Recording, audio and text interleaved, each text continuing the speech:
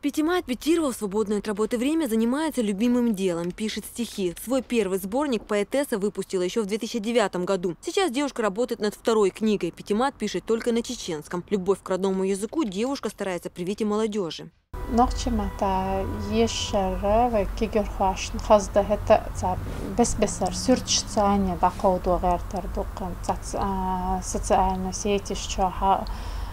وشتا يشوماتن أتمعني تدوق شتا صرت إخواتها يا إديشنش الصرت يا زوجة سن ثاني تأخر صرت دو تحشو تأقدشنش جش إشت تا ملا أتنيق إبو صرت ثاني إداس يارجوا.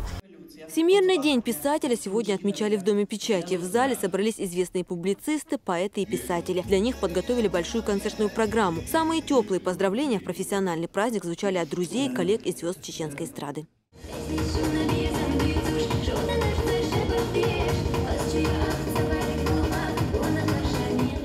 С поздравлениями в адрес писателя обратился и министр Чеченской Республики по национальной политике, внешним связям, печати и информации. В своем выступлении Шайх Джамалдаев дал высокую оценку трудам чеченских писателей, отметив, что именно художественная литература помогает подрастающему поколению получать основные знания. В этом ключе, в этом большом проекте, в этой большой программе, скажем, по развитию нации, по возрождению исторических корней нашего народа,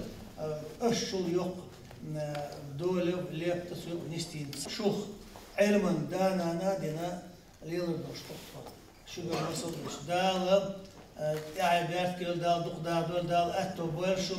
Отдельно в ходе праздника поздравили представителей с прекрасной половины. В канун 8 марта им преподнесли цветы и грамоты. Динара Мурадова, Муслим Типаев, Тамерлан Арсанукаев. Новости.